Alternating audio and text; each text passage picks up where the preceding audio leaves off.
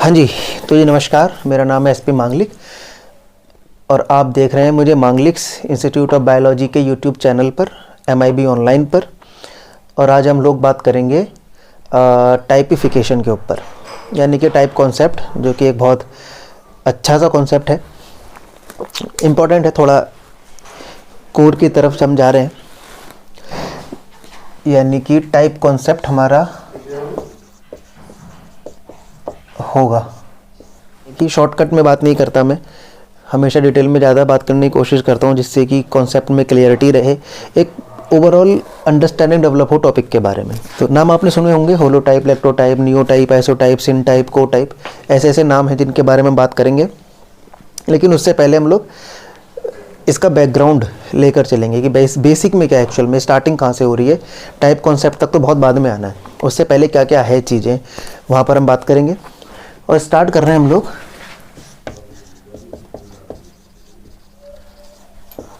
सबसे पहली बात कि टेक्सोनॉमी क्या है।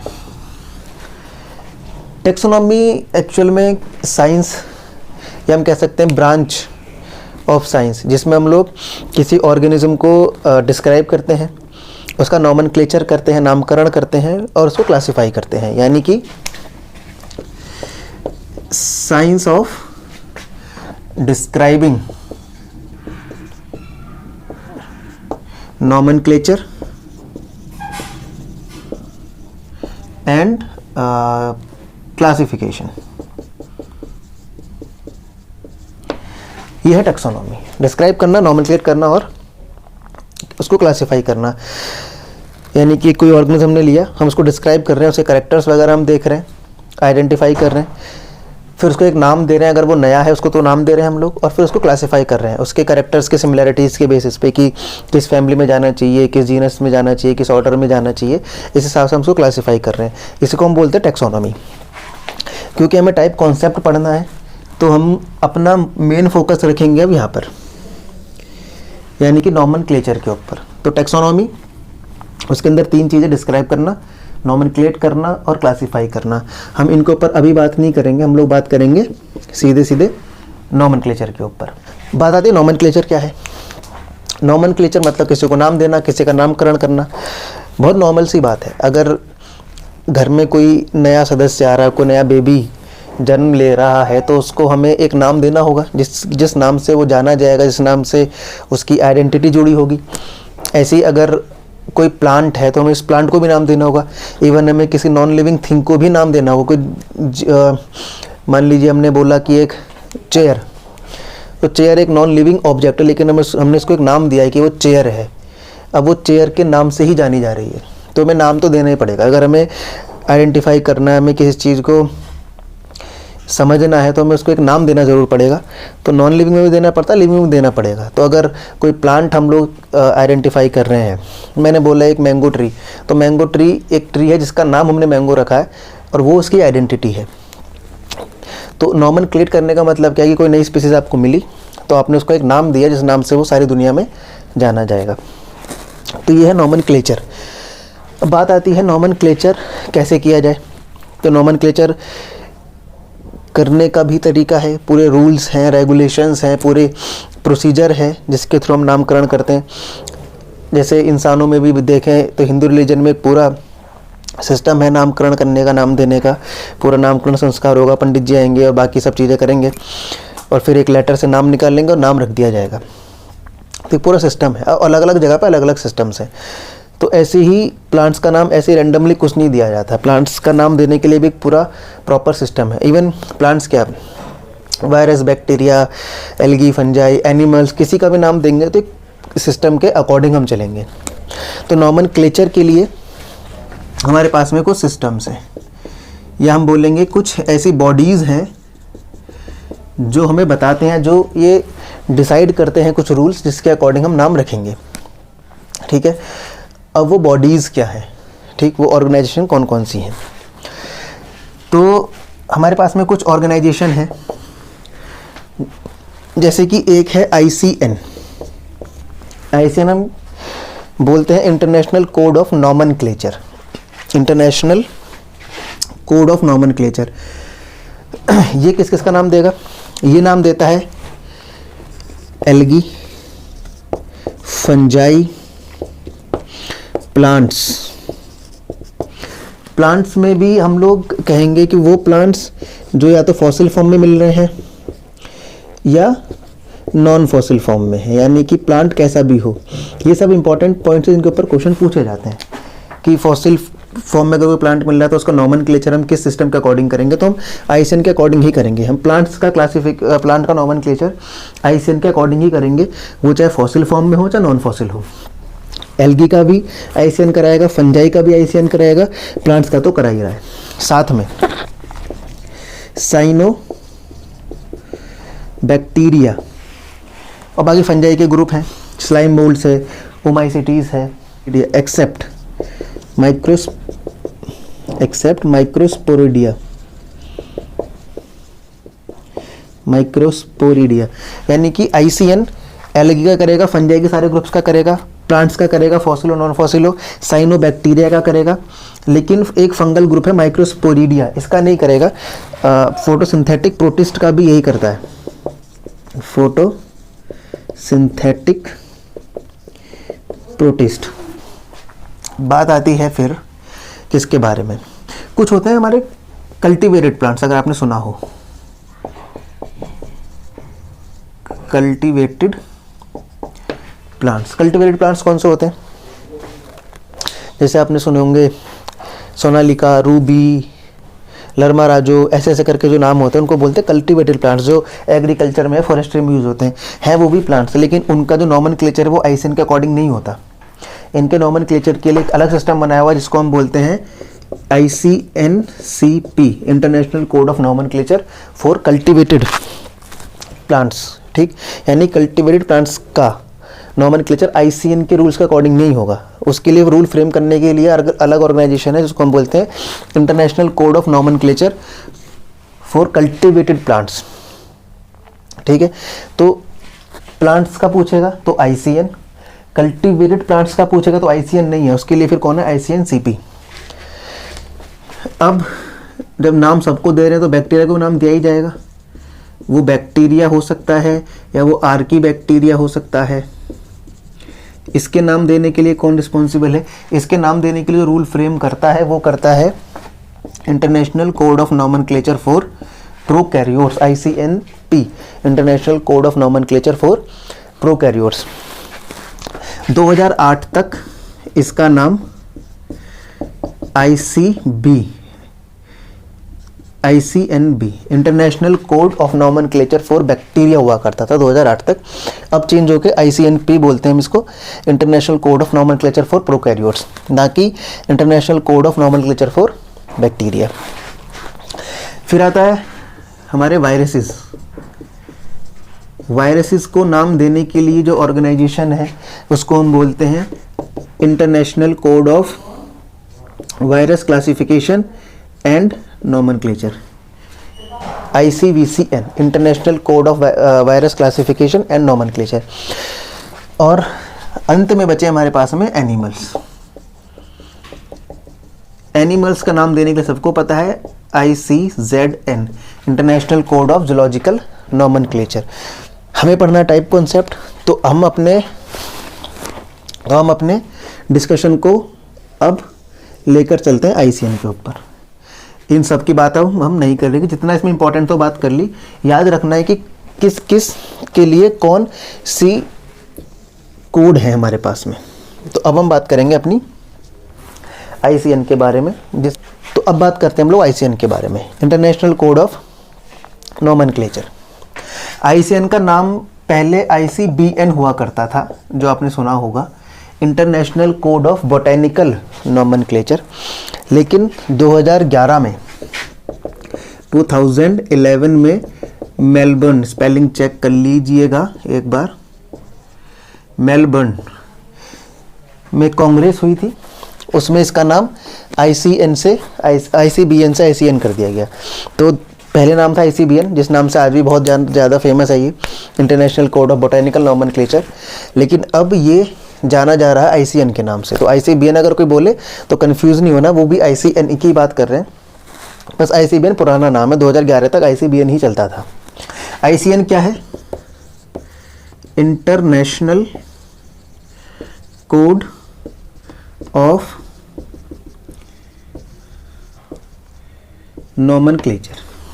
ठीक है, यह है international code of nomenclature. IC code का मतलब, यह आईसीएन क्या है एक्चुअल में? कोड का मतलब क्या? कोड एक, मान लीजिए एक तरीके से बुक है। कोड एक बुक है जिसके अंदर रूल्स होते हैं, जिसके अंदर रूल्स होते हैं, लिखे होते हैं। कोड एक बुक है जिसके अंदर रूल्स लिखे रहेंगे कि क्लास नोमेनक्लेचर कैसे करना है, क्या क्या रूल्स फॉलो करने पड़ेंगे, क्या क्या प्रिंसिपल्स का हमें ध्यान रखना पड़ेगा।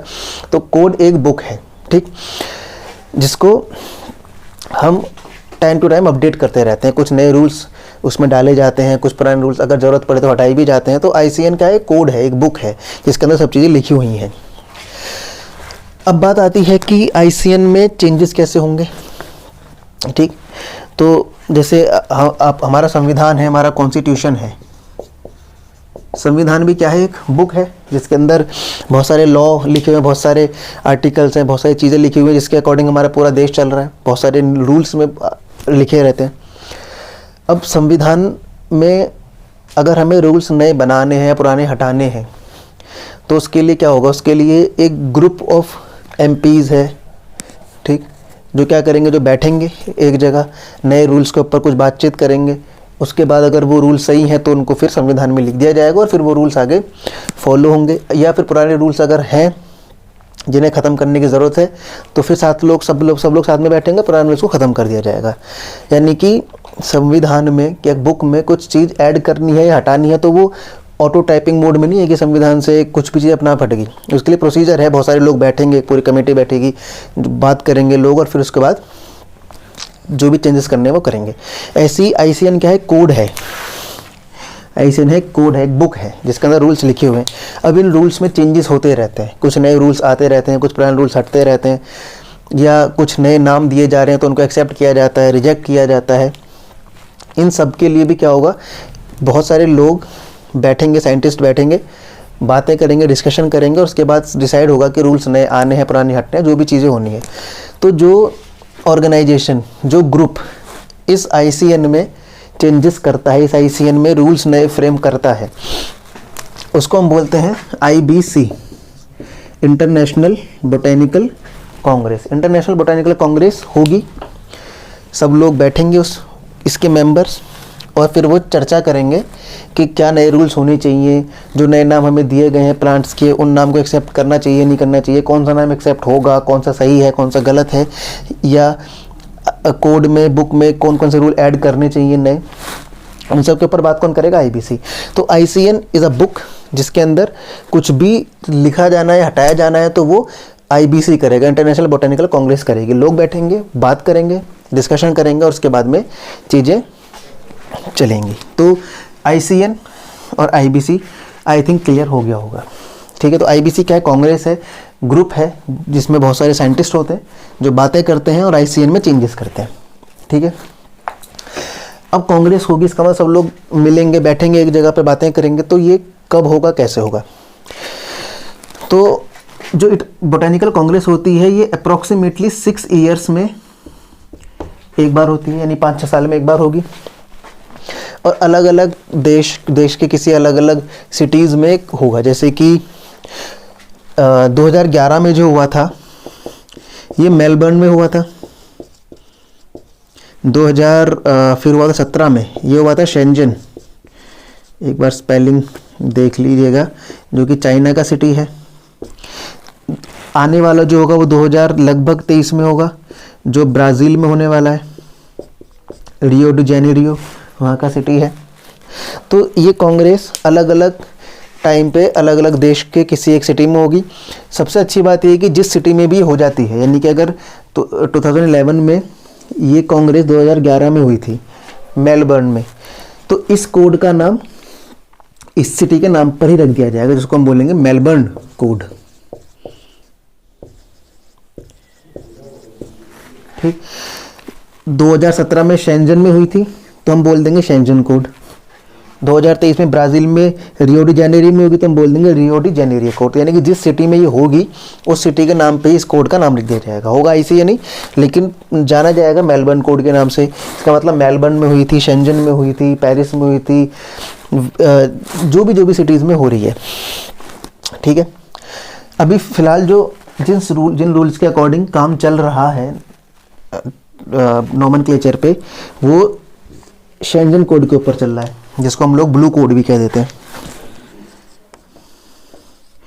ब्लू कोड कुछ नहीं है, जो ये बुक है शेंजन कोड, जो ये बुक है इसका कलर ब्लू है, इसलिए इसको ब्लू कोड बोल देते हैं। ठीक है, तो जितना भी अभी फ़िलहाल काम चल रहा है, जितने भी रूल्स के अकॉर्डिंग हम चल रहे हैं आजकल, वो सब कौन से रूल्स हैं जो शेंजन कोड में है। ठीक है, एक बात और याद रखें, ICN की जो पहली कांग्रेस हुई थी, ये हुई थी पेरिस में, यानी कि पहला कोड कोई बोले तो कौन सा, पेरिस कोड, जो शायद 1868 में हुआ था। ठीक है, तो यह ICN के बारे में थोड़ी सी बेसिक चीज़ें। सबसे पहला कोड पेरिस कोड था, उसके बाद में अब तक ये जो था शेंजन कोड, ये 19th कोड था, यानी कि अब तक 19 कांग्रेस हो चुकी हैं और 20th कांग्रेस जो होगी वो ब्राज़ील में 2023 में होगी, और 2035 में मे बी ये इंडिया में हो किसी सिटी में, तो हो सकता है इस बार 2035 में, यानी कि 22वीं कांग्रेस शायद इंडिया में होगी। हाँ, तो ICN में क्या है, ICN में 6 प्रिंसिपल्स हैं।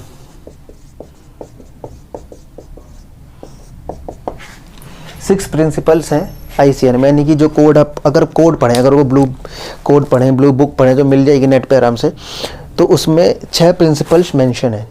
ठीक है, जिनके अकॉर्डिंग पूरा नोमेनक्लेचर सिस्टम चलेगा, कैसे कैसे नाम देने हैं। वो 6 प्रिंसिपल कौन कौन से हैं? पहला प्रिंसिपल, इनका एक तो ऑर्डर याद रखना है, इनका नाम याद रखना है। ये डायरेक्टली अगर आप PG में है तो शायद आपसे ये पूछा जाए सब्जेक्टिव एग्जामिनेशन में, प्रिंसिपल्स ICN के क्या हैं, तो आपको उस ऑर्डर में लिखने होंगे और सेम लैंग्वेज लिखनी होगी जो बुक में आपको मिलेगी। मैं यहाँ पे लैंग्वेज नहीं लिखवा रहा हूँ, बस बता रहा हूँ कौन कौन से वो प्रिंसिपल्स हैं। पहला प्रिंसिपल है इंडिपेंडेंस।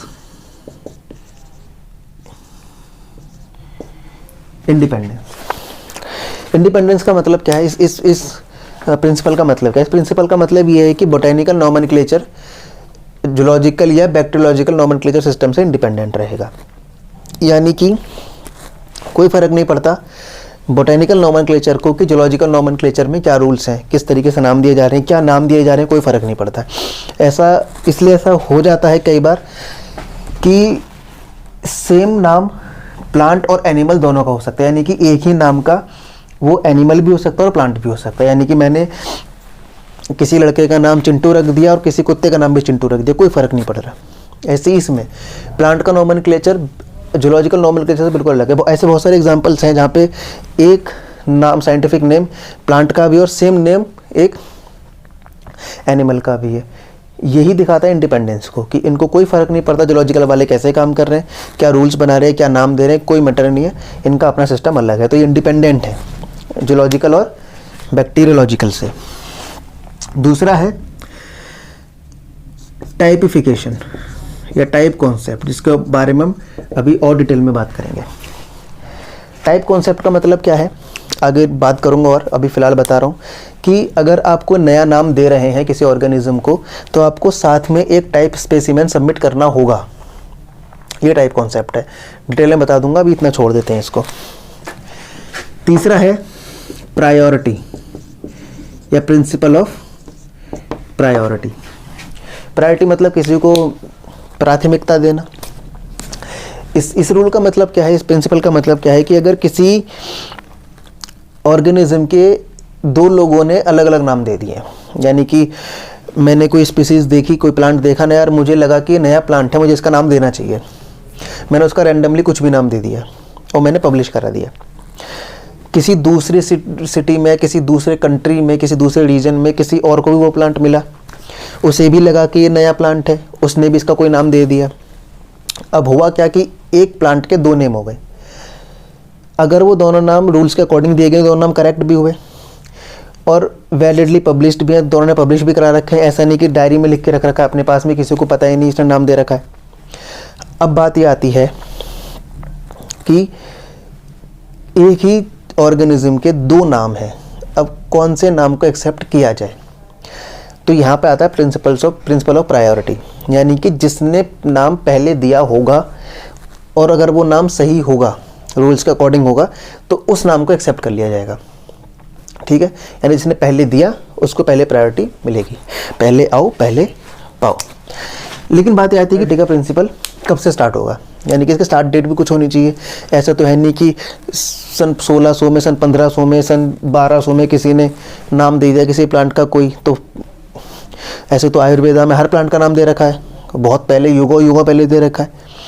तो इसकी एक स्टार्ट डेट बनाई गई है 1753।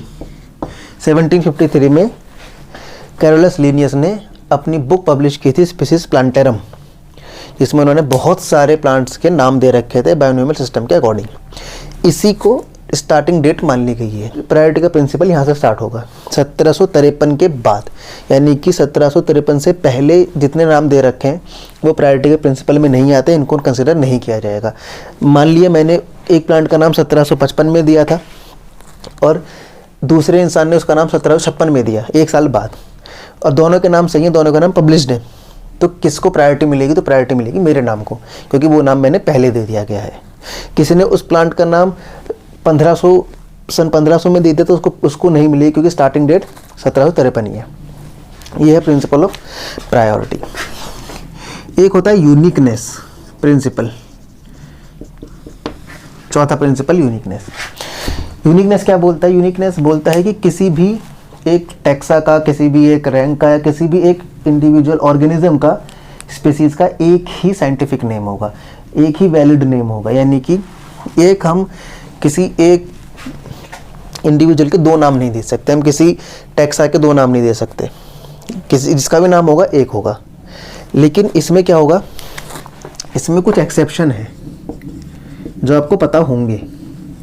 एक्सेप्शन 9 फैमिलीज का है और एक सब फैमिली है।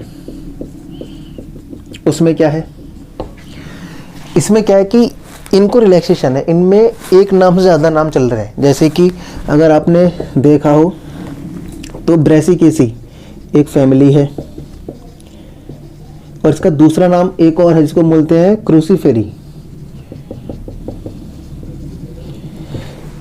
यूनिकनेस का प्रिंसिपल कहता है कि किसी भी एक रैंक के या किसी भी एक स्पीसीज का एक ही करेक्ट या वैलिड नेम होगा, लेकिन यहाँ पे दो नाम है, ब्रेसिकेसी भी है, क्रूसीफेरी भी है। जैसे बोले लेबिएटी, लेमिएसी, ठीक है।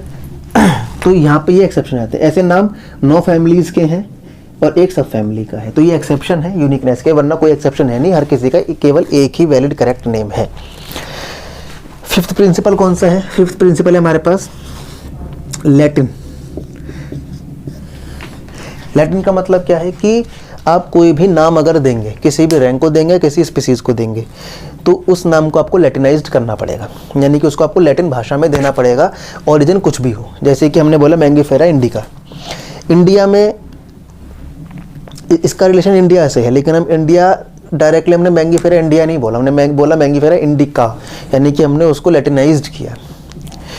एक क्वेश्चन मैं पूछ रहा हूँ आप लोगों से, बताना कमेंट सेक्शन में अगर पता हो कि लैटिन भाषा को ही क्यों चुना गया, क्यों लैटिनाइज्ड ही किया जाए, कोई और भाषा क्यों नहीं? आंसर बताना। तो लैटिन समझ में है कि कोई भी आप नाम देंगे तो उसको आपको लैटिनाइज करना पड़ेगा। लास्ट प्रिंसिपल है रेट्रो एक्टिव। रेट्रोएक्टिव का मतलब क्या है? पीछे से एक्टिव होगा, यानी कि अगर आज कोई हमने नया रूल बनाया है तो वो आज से लागू नहीं होगा, वो तब से लागू होगा जब से पहली बार कोई रूल दिया गया था, ठीक है। यानी कि रेट्रोएक्टिव है, आज से दिया तो आज से नहीं, पहले से स्टार्ट होगा, वो स्टार्टिंग से ही काउंट होकर चला जाएगा कि वहाँ से स्टार्ट हो गया। तो ये है 6 प्रिंसिपल्स, ठीक है। अब हम बात करेंगे जो हमारा मेन कॉन्सेप्ट है, जिसको हम बोलते हैं टाइप कॉन्सेप्ट, ठीक है। तो हमने इतनी बात कर ली अभी तक कि टैक्सोनॉमी क्या है, डिस्क्रिप्शन, नोमेनक्लेचर, क्लासिफिकेशन। फिर नोमेनक्लेचर की बात करी तो इथेल ऑर्गेनाइजेशन है, उसमें हमने एक की बात करी आईसीएन, उसके अंदर कुछ प्रिंसिपल्स हैं, उन प्रिंसिपल्स में सेकंड प्रिंसिपल की बात कर रहे हैं हम लोग टाइप कॉन्सेप्ट के बारे में। अब टाइप कॉन्सेप्ट क्या कहता है?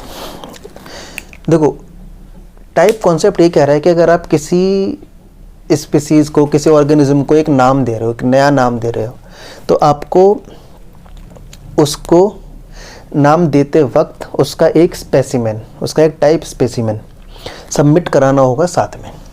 यानी कि सपोज़ करो मैंने इस प्लांट को, गंदा सा जो है ये, इसको मैंने को नाम दिया, ठीक है। अब मैं नाम दूंगा तो डायरी में लिख के छोड़ूंगा नहीं, मैं पब्लिश कराऊंगा इस नाम को, तभी सब लोग के पास पहुंचेगा जनरल में। अब मैंने क्या किया, इसको एक नाम दे दिया, सपोज कर लो कुछ भी, प्रियंकियाना गुप्तियांसिस, सपोज करो मैंने नाम दे दिया। अब जब नाम पब्लिश कराने के लिए मैं भेजूंगा तो इसको वैलिडली पब्लिश तब माना जाएगा जब मैं साथ में इस प्लांट का एक हर्बेरियम बना के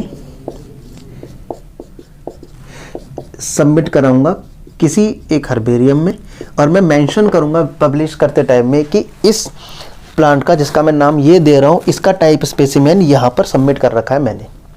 यानी कि अगर मैं कोई नाम दूंगा तो मुझे साथ में एक टाइप स्पेसिमेन सबमिट करना पड़ेगा। हो सकता है वो हर्बेरियम फाइल हो, और हो सकता है कि मैं एक ड्राइंग बना के, इलस्ट्रेशन बना के मेरे को सबमिट करा दूँ, लेकिन मुझे सबमिट कराना पड़ेगा एक टाइप स्पेसिमेन, ठीक है। तो टाइप स्पेसिमेन हर्बेरियम हो सकती है, कोई ड्राइंग हो सकती है, कोई इलस्ट्रेशन हो सकता है, लेकिन अगर मैं नाम दूंगा तो मुझे साथ में एक टाइप स्पेसिमेन सबमिट कराना ही पड़ेगा किसी भी कीमत पे, तभी वो मेरा नाम सही माना जाएगा। यही सेकंड प्रिंसिपल कहता है टाइप कॉन्सेप्ट का, ठीक है। ये कॉन्सेप्ट स्टार्ट कब से हुआ था? 1/1/1958 1958 से प्रिंसिपल ऐड किया गया था। मतलब जितने भी, जो पेरिस कोड 1868 में हुआ था, उस टाइम पे टाइप कॉन्सेप्ट नहीं था। तो धीरे धीरे जब कांग्रेस होती चली गई, नए रूल्स बनते चले गए, तो 1958 में एक रूल और नया ऐड हुआ जिसको हमने बोला टाइप कॉन्सेप्ट। यानी कि उससे पहले ये रूल नहीं था कि अगर आप नाम दोगे तो आपको एक टाइप स्पेसिमेन सबमिट कराना पड़ेगा, लेकिन अब ये रूल है 58 के बाद में कि अब अगर आप नाम दे रहे हो तो आपको मेंशन करना पड़ेगा प्रोटोलॉग में कि इसका टाइप स्पेसिमेन सबमिट कर रखा है मैंने उस हर्बेरियम में, ठीक है। अब हम बात करते हैं डिफरेंट टाइप के टाइप्स की, यानी टाइप्स ऑफ टाइप्स। तो एक स्टोरी सुनते हैं हम, ठीक है। सपोज करिए आप आप एक बहुत बड़े टेक्सोनोमिस्ट हैं, आप बहुत बड़े ज्ञानी हैं टेक्सोनोमी के, आपको बहुत सारे प्लांट्स के कैरेक्टर्स पता हैं, बहुत सारे प्लांट को आप आइडेंटिफाई कर चुके हैं, बहुत सारे ऑर्गेनिज्म को आप देख के पहचान सकते हैं कि कौन है, इतने बड़े वाले आप हैं टेक्सोनोमिस्ट। अब आप फील्ड स्टडी के लिए गए, आप गए फील्ड में, आप कलेक्ट करने गए हैं सब चीज़ें, सैंपल अपने। अब आप जब वहाँ पे प्लांट कलेक्ट कर रहे हैं, आप आइडेंटिफाई कर रहे हैं कौन सा प्लांट है, कौन सा है, तो आपको कोई एक ऐसा प्लांट दिखा, सपोज करो आपको कोई ऐसी ग्रास दिखी जो आपने इससे पहले कभी देखी नहीं, ना आपने लिटरेचर में कहीं पढ़ी उसको, ना कहीं उसका जिक्र आपके सामने हुआ है, और आप बहुत ज्ञानी, आपने बहुत कुछ पढ़ रखा है, और आपको लग रहा है कि शायद ये स्पीसीज़ नहीं है, शायद ये स्पीसीज़ नहीं है, इसका इससे पहले कभी किसी ने उसको आइडेंटिफाई किया ही नहीं, और मैं पहली बार उसको आइडेंटिफाई कर रहा हूँ। तो आपने क्या किया, उसके 5-6 स्पेसिमेन लिए, यानी कि उसके कट किया, 5-6 स्पेसिमेन आप लेकर आ गए अपने साथ में। अब आप क्या करोगे, उसको डिस्क्राइब करोगे, उसके सारे कैरेक्टर लिखोगे कि क्या है, कैसा कैसा दिख रहा है, जो भी इसके कैरेक्टरिस्टिक्स हैं। फिर आप, क्योंकि ये नया अभी डिस्कवर हुआ है, नया दुनिया में आया है हमारे हिसाब से, तो इसको एक नाम देना पड़ेगा जिस नाम से पहचाना जाए। तो आप क्या करोगे कि मान लिया आप ये लेकर आए थे खोज के, ठीक है। तो आपने क्या किया, इसकी 6 स्पेसिमेन आप ले आए, और आपने इसको प्रॉपर हर्बेरियम में, हर्बेरियम शीट पे इसको पेस्ट कर दिया। अब आपके पास में ये 6 हर्बेरियम शीट है 6 स्पेसिमेन की। अब आप इसका नाम दोगे, नाम आपने कुछ भी दे दिया, सपोज करो ABCD आपने नाम दे दिया इसका लैटिनाइज करके, कुछ भी दिया, आप नाम आपने दिया।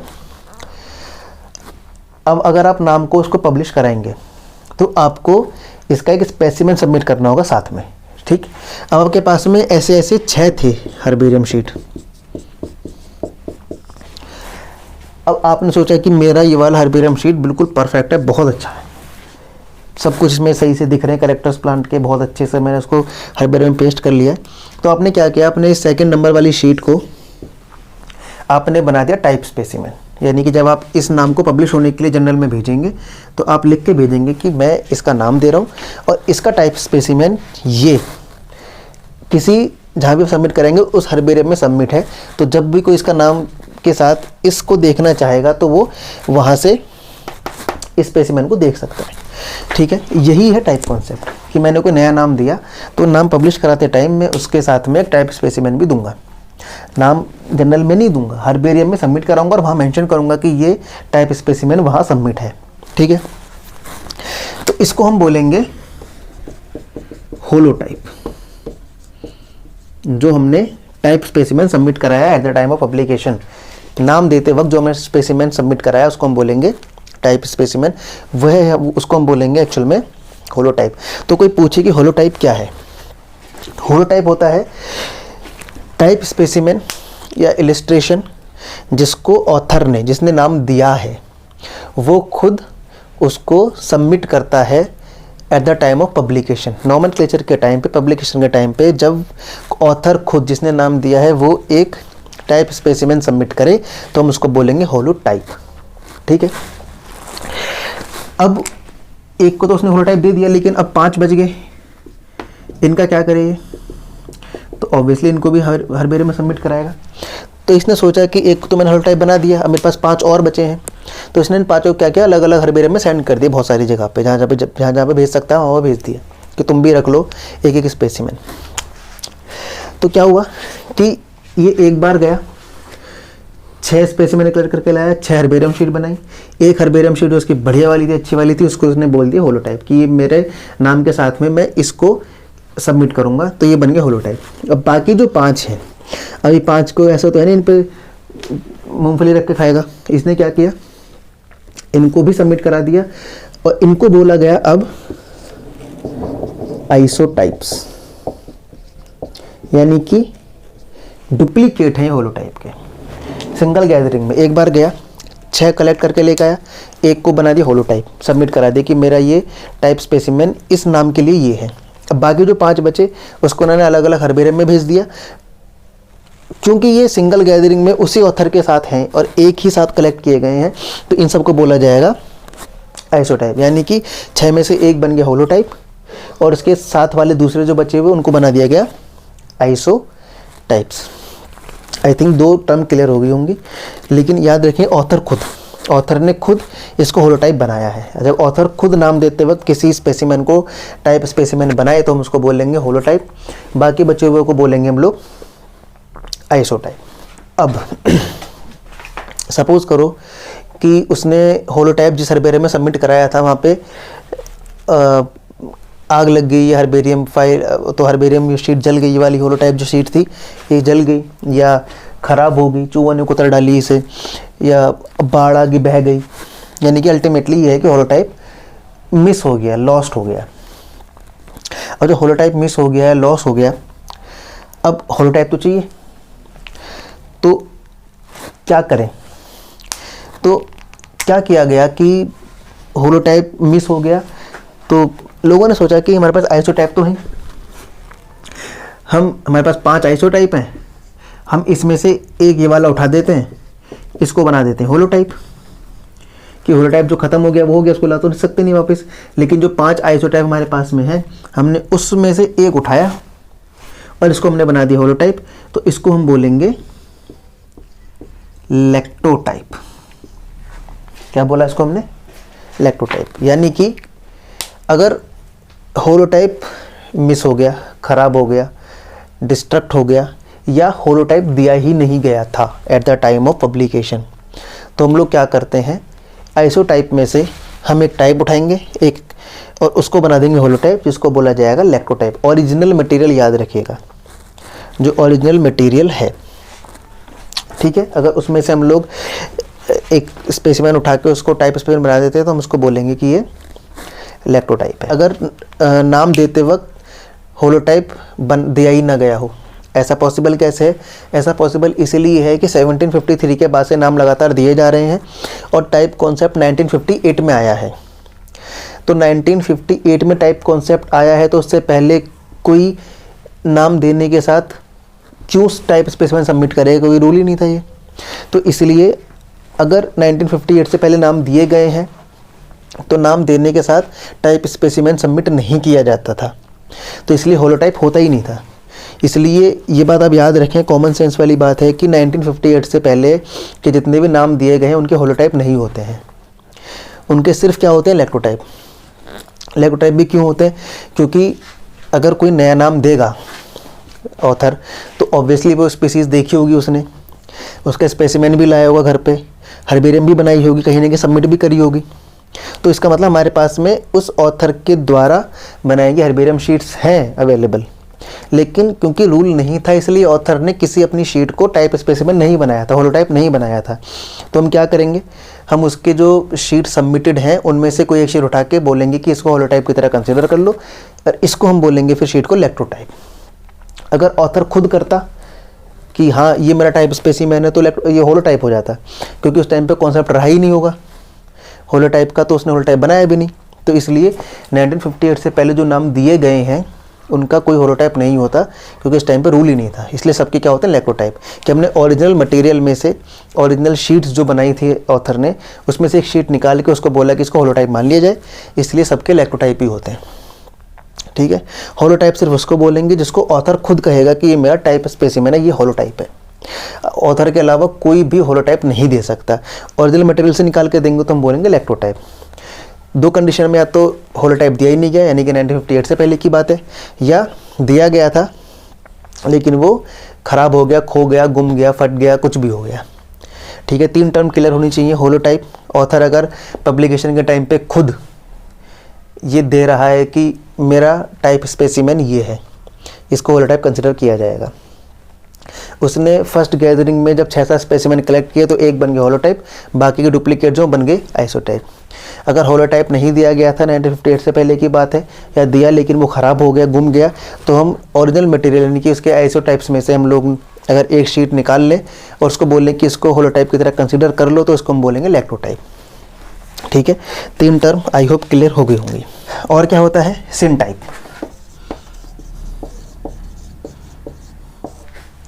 सिनटाइप का मतलब क्या होता है कि जब हम 2 या 2 से ज़्यादा स्पेसिमेन को होलोटाइप की तरह कंसीडर करें। यानी कि सपोज करो कि एक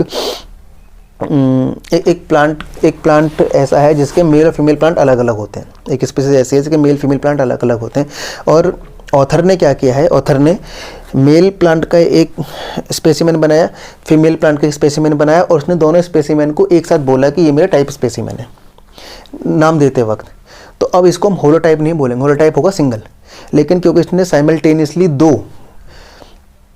टाइप स्पेसिमेन दिए हैं पब्लिकेशन के टाइम पे, नाम देने के टाइम पे, तो उसको हम बोलेंगे सिनटाइप। अब होलोटाइप नहीं है ये, यानी कि जब 2 या 2 से ज़्यादा स्पेसिमेन को हम एक साथ बोलें कि ये हमारे क्या है, टाइप स्पेसिमेन है, तो हम इसको बोलेंगे सिनटाइप। या जैसे कि हमने एक ब्लू ग्रीन एल्गी है हमारे पास, साइनोबैक्टीरिया है, उसकी एक पूरी कॉलोनी है। स्लाइड पे हमने उसको देखा, कॉलोनी बनाई। अब उसमें एक तो होगा नहीं, उसमें बहुत सारे होंगे, और हमने उसी को बोला कि ये हमारा टाइप स्पेसिमेन है। तो क्योंकि उसमें ऑर्गेनिज्म एक नहीं है, ग्रुप ऑफ ऑर्गेनिज्म है, 2 से ज़्यादा है, इसलिए उसको भी क्या बोलेंगे हम, सिनटाइप। यानी कि अगर ऑथर एक टाइप स्पेसिमेन दे रहा है तो होलोटाइप, अगर एक से ज़्यादा दे रहा है साइमल्टेनियसली तो उसको हम बोलेंगे सिनटाइप। एक होता है आपके पास में कोटाइप।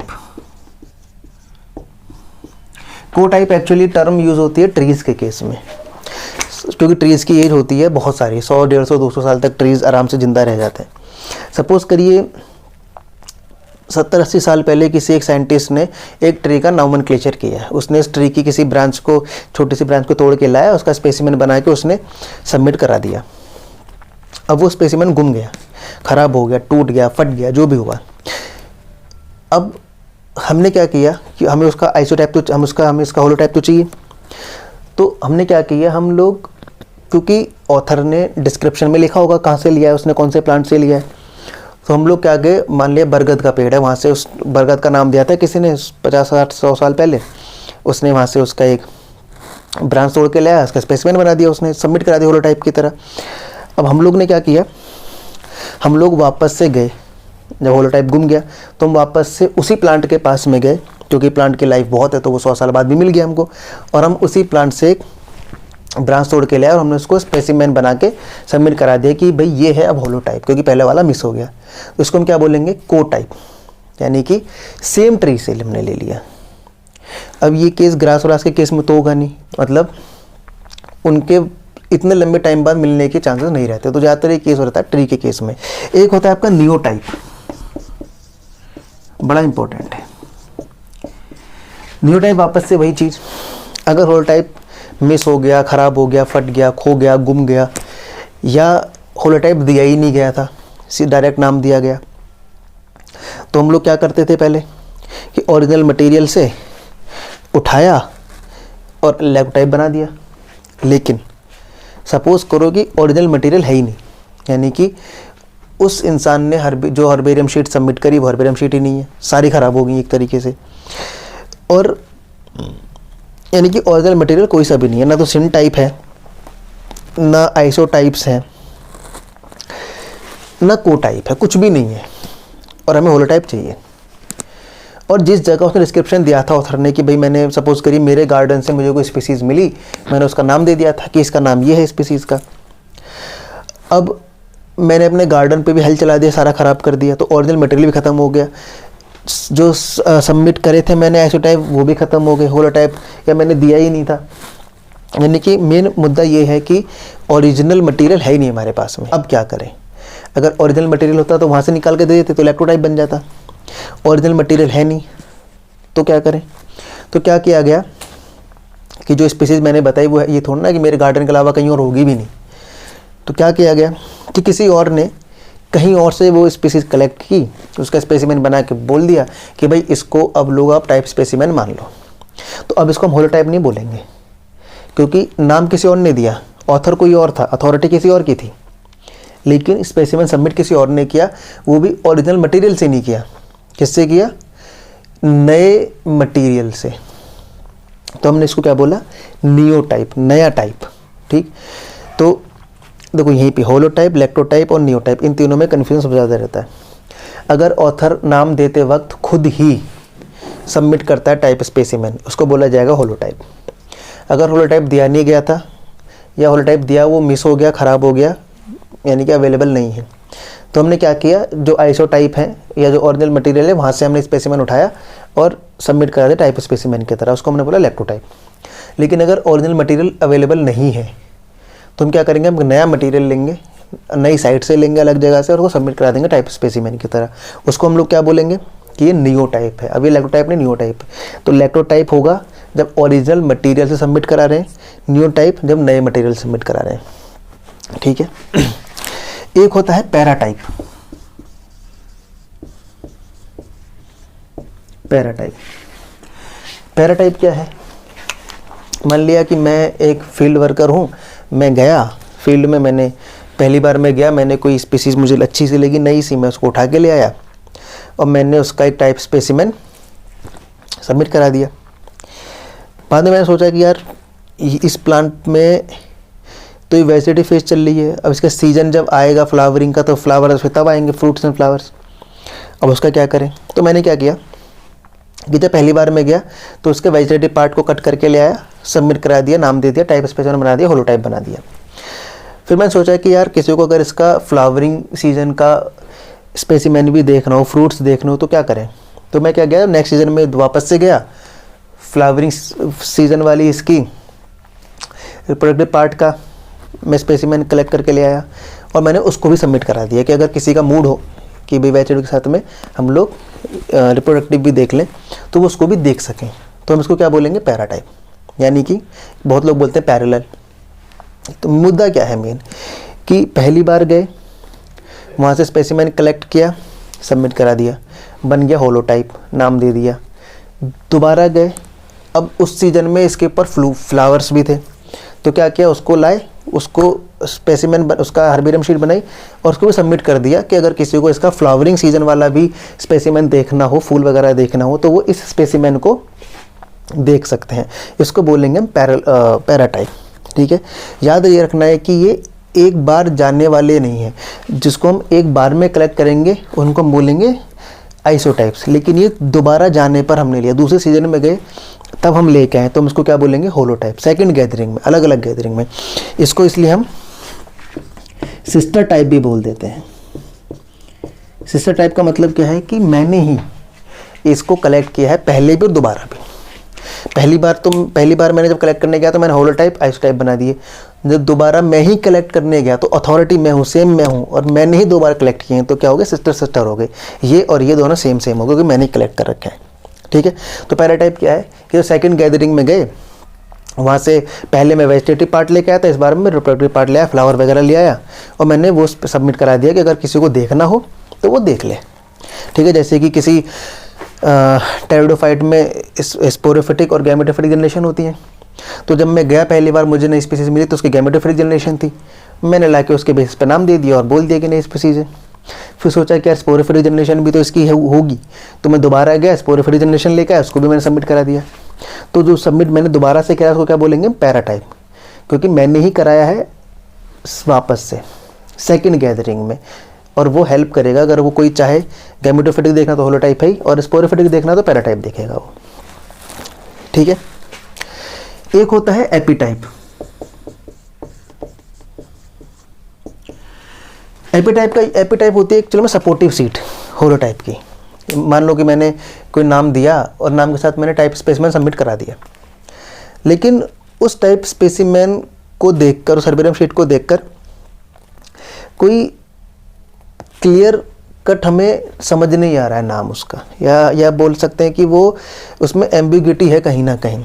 तो हम लोग क्या करेंगे, एक और हर्बेरियम शीट, एक और स्पेसिमेन बनाएंगे और उसको साथ में सबमिट कर देंगे, जो हेल्प करेगा समझने में कि अगर इस होलोटाइप समझ में नहीं आ रहा है तो हम होलोटाइप या इलेक्ट्रोटाइप जिससे भी समझ में नहीं आ रहा है तो हमने एक और सपोर्टिव शीट सबमिट करी इंटरप्रेटेटिव टाइप की, जो हेल्प कर रही है समझने में नाम को। ठीक है, तो इसको हमने क्या बोला,